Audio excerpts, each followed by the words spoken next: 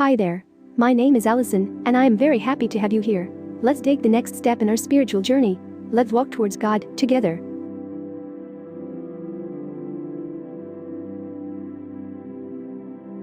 Loneliness is truly a gift in the domain of spirituality. We all feel lonely at some point in time.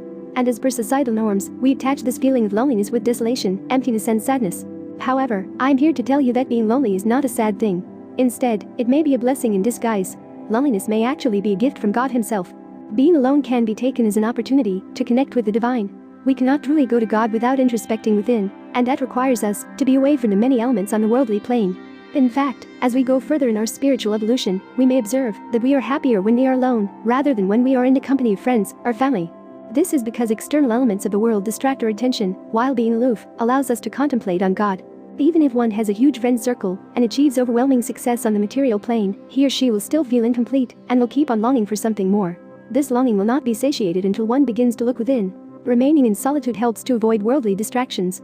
But perhaps, most importantly, being secluded trains us to be away from worldly company and to enjoy divine company, that is, employ our mind in thinking of God.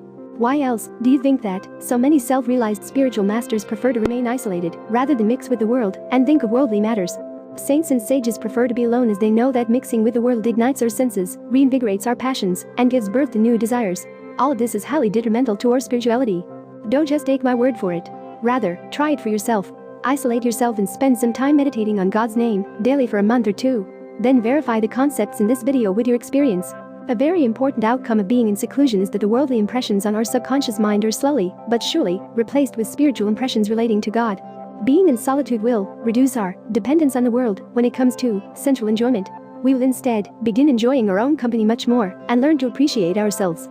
In the initial stages of our spiritual journey, we need to take efforts to be physically away from the world and isolate ourselves to focus on God. However, as we advance on the spiritual path, we can remain mentally aloof even while physically mingling with the world. This constitutes as true detachment, also known as vairagya. That is all for now.